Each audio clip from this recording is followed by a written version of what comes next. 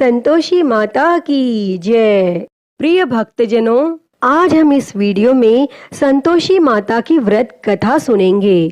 शुक्रवार के दिन माँ संतोषी का व्रत पूजन किया जाता है। इस पूजा के दौरान माता की आरती, पूजन तथा अंत में माता की कथा सुनी जाती है। तो आइए सुनते हैं संतोषी माता की व्रत कथा। तो उससे पहले प्रेम से बोलिए संतोषी माता की जय। एक बुढ़िया थी, उसके 7 बेटे थे। 6 कमाने वाले थे जबकि एक निकम्मा था। बुढ़िया 6 बेटों की रसोई बनाती, भोजन कराती और उनसे जो कुछ जूठन बचता वह 7वें को दे देती। एक दिन वह अपनी पत्नी से बोला, देखो मेरी माँ को मुझ पर कितना प्रेम है। तब वह बोली, क्यों नहीं, सबका जूठा जो तुमको खिलाती है। तब वह बोला, ऐसा नहीं हो सकता, मैं जब तक आंखों से न देख लूं नहीं मान सकता। तब बहू हंसकर बोली, देख लोगे तब तो मानोगे। और फिर कुछ दिनों बाद एक त्योहार आया। घर में 7 प्रकार के भोजन और चूरमे के लड्डू बने। तब वह जांचने को सिर दुखने का बहाना कर पतला वस्त्र सिर पर ओढ़े रसोई घर में सो गया।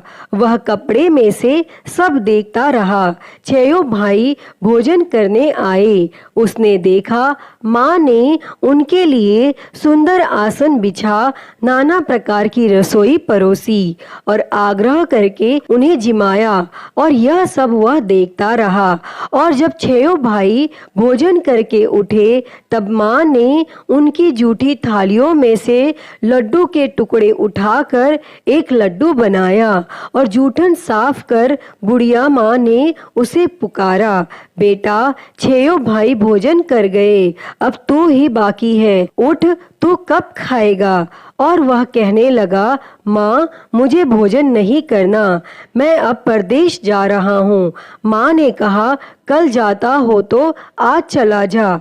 वह बोला, हाँ हाँ आज ही जा रहा हूँ। और यह कहकर वह घर से निकल गया। और चलते समय पत्नी की याद आ गई और वह गौशाला में उपले थाप रही थी। तब वहां जाकर वह बोला, हम जावे परदेश, आवेंगे कुछ काल, तुम रहियो संतोष से धर्म अपना पाल। तब वह बोली, जाओ पिया आनंद से रहो, हमारो सोच हटाए, राम भरोसे हम रहे, ईश्वर तुम्हें सहाय। 2 निशानी आपन देख धरू मैं धीर, सुधी मति हमारी बिसारियो, रखियो मन गंभीर। तब वह बोला, मेरे पास तो कुछ नहीं, यह अंगूठी है सो ले लो और अपनी कुछ निशानी मुझे दे दो। वह बोली, मेरे पास क्या है, यह गोबर भरा हाथ है। यह कहकर उसकी पीठ पर गोबर के हाथ की थाप मार दी और वह वहां से चल दिया। चलते चलते दूर देश पहुंचा और वहां पर एक साहूकार की दुकान थी। वहां जाकर वह कहने लगा, भाई मुझे नौकरी पर रख लो।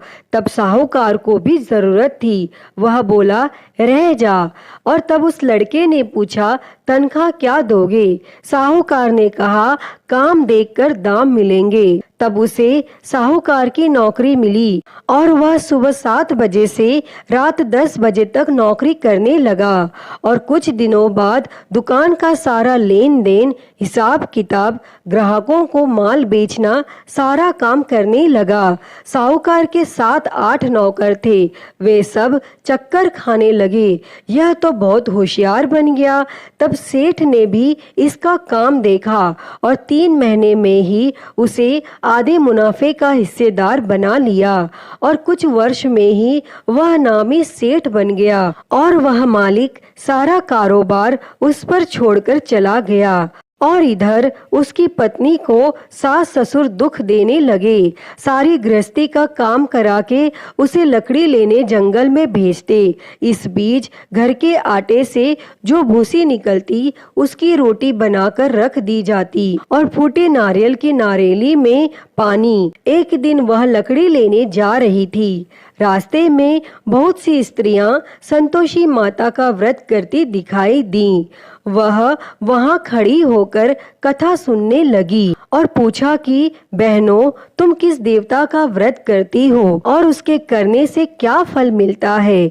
यदि तुम इस व्रत का विधान मुझे समझा कर कहोगे तो मैं तुम्हारा बड़ा एहसान मानूंगी। तब उनमें से एक स्त्री बोली, सुनो, यह संतोषी माता का व्रत है। इसके करने से निर्धनता, दरिद्रता का नाश होता है और जो कुछ मन में कामना हो सब संतोषी माता की कृपा से पूरी होती है। तब उसने उससे व्रत की विधि पूछी।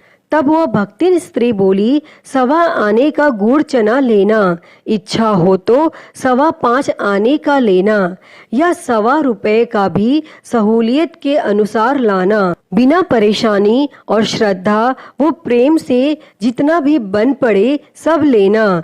प्रत्येक शुक्रवार को निराहार रहकर कथा सुनना। इसके बीच क्रम टूटे नहीं, लगातार नियम पालन करना। सुनने वाला कोई न मिले तो घी का दीपक जला के उसके आगे या फिर जल के पात्र को सामने रखकर कथा कहना।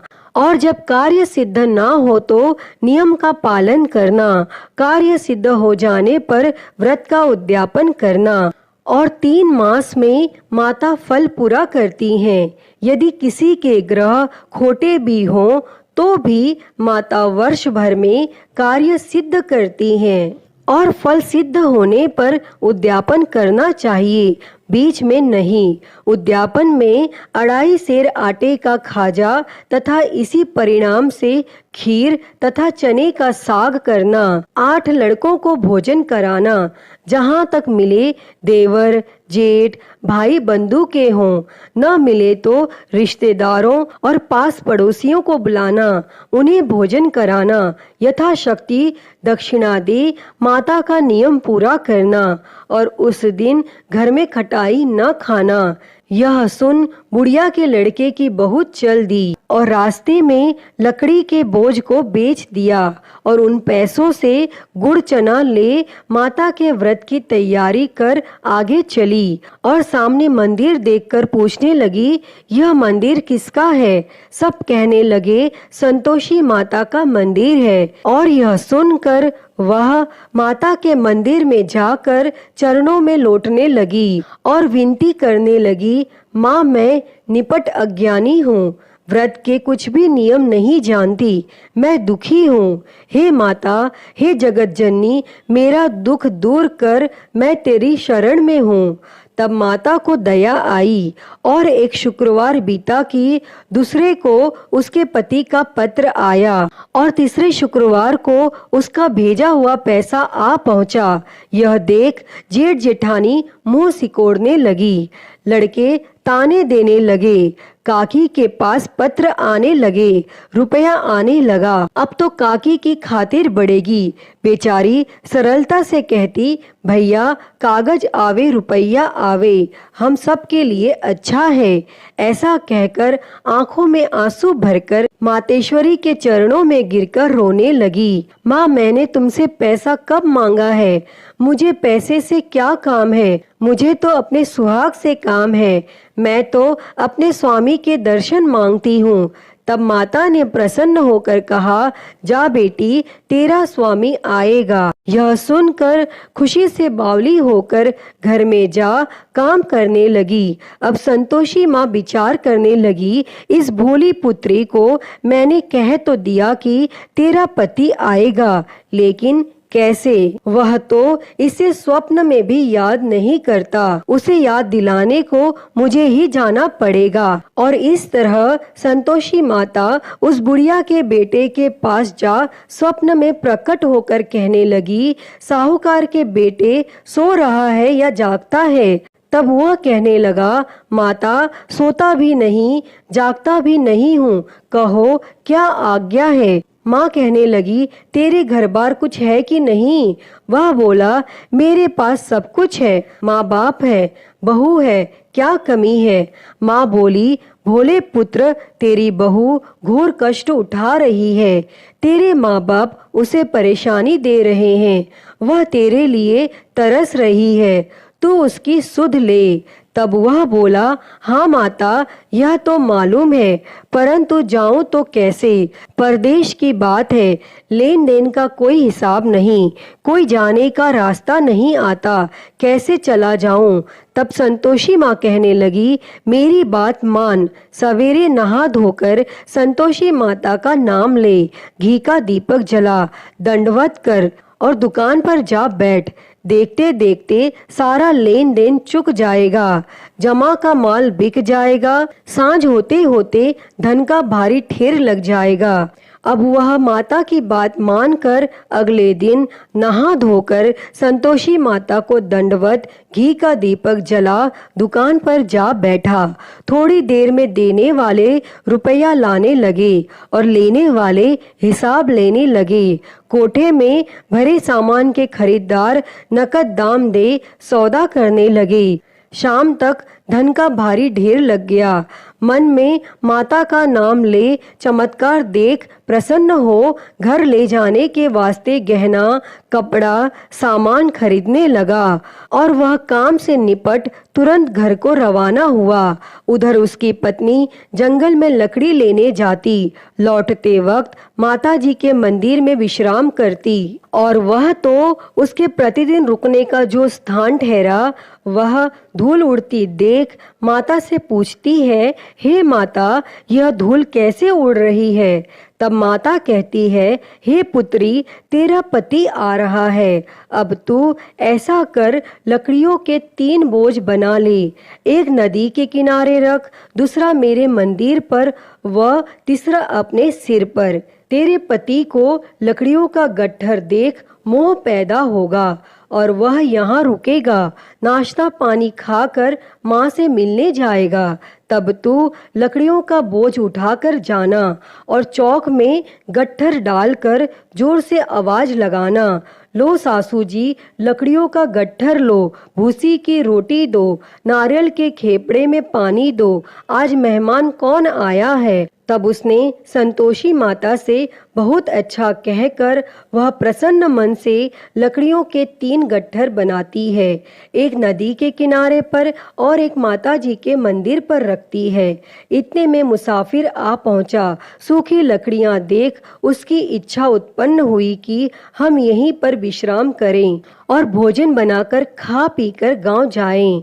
और इस तरह रुककर भोजन बना, विश्राम करके वह गांव को गया, सबसे प्रेम से मिला। उसी समय सिर पर लकड़ी का गट्ठर लिए वह उतावली सी आती है, लकड़ियों का भारी बोझ आंगन में डालकर जोर से 3 आवाज देती है, लो सासू जी, लकड़ियों का गट्ठर लो, भूसी की रोटी दो, आज मेहमान कौन आया है। यह सुनकर उसकी सास बाहर आकर अपने दिए हुए कष्टों को भुलाने हेतु कहती है, बहू, ऐसा क्यों कहती है?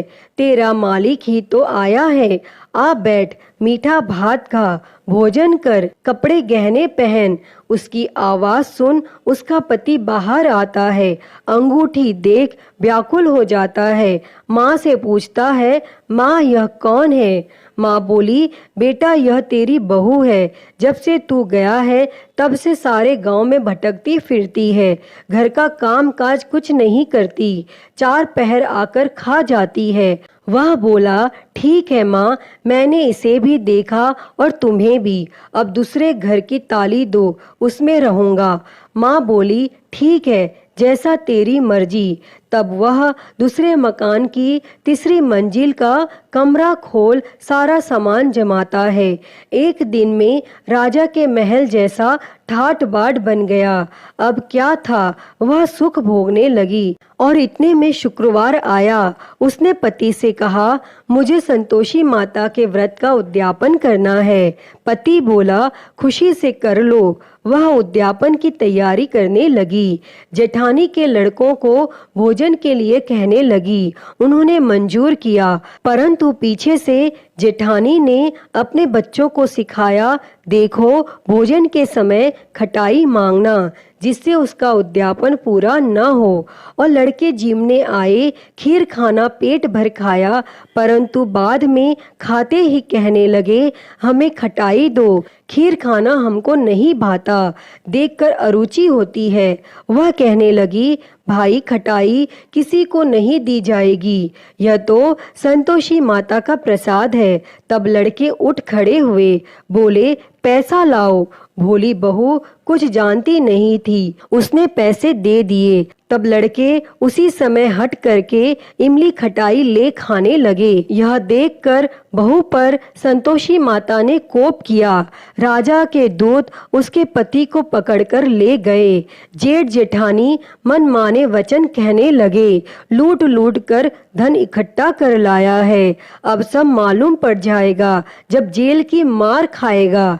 तब बहू से यह सहन नहीं हुआ और वह रोती हुई संतोषी माता के मंदिर गई और कहने लगी, हे माता, तुमने क्या किया? हंसाकर अब भक्तों को रुलाने लगी।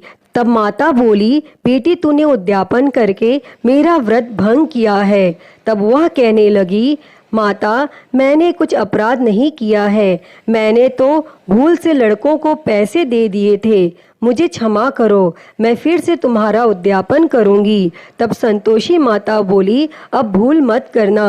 तब वह कहती है, अब भूल नहीं होगी, अब बतलाओ वे कैसे आवेंगे? माँ बोली, जा पुत्री, तेरा पति तुझे रास्ते में आता मिलेगा। वह निकली, राह में पति आता मिला।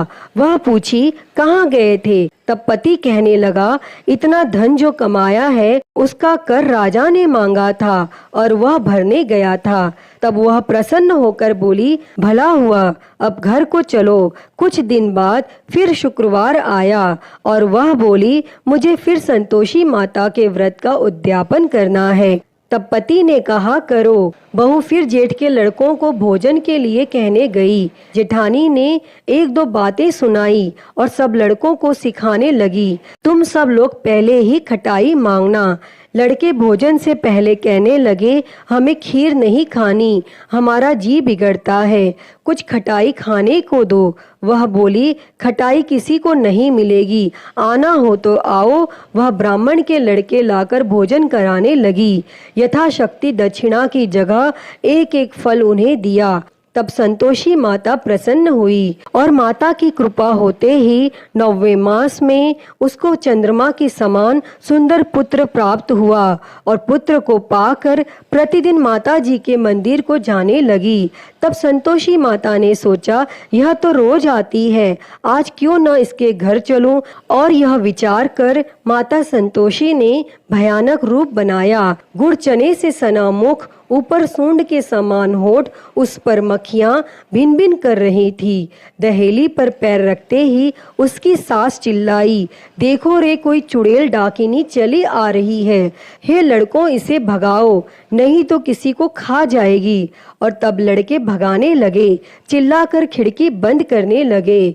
बहू रोशनदान में से देख रही थी, प्रसन्नता से पगली बन चिल्लाने लगी, आज मेरी माता जी मेरे घर आई हैं। वह बच्चे को दूध पीने से हटाती है। इतने में सास का क्रोध फट पड़ा। वह बोली, क्या उतावली हुई है? बच्चे को पटक दिया और इतने में माँ के प्रताप से लड़के ही लड़के नजर आने लगी।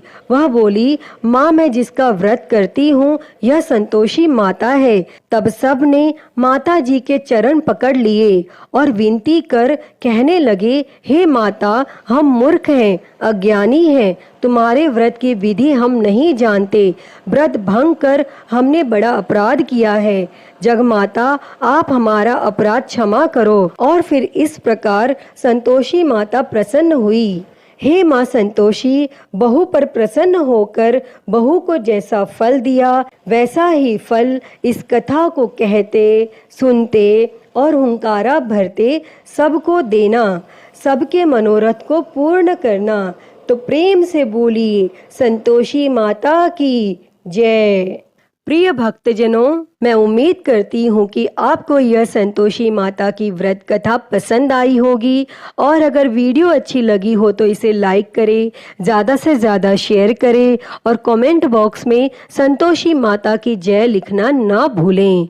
और हरिहर भक्ति चैनल पर आप नए हैं तो इस चैनल को सब्सक्राइब कर नोटिफिकेशन बेल को ज़रूर ऑन कर लें। हर हर महादेव। धन्यवाद।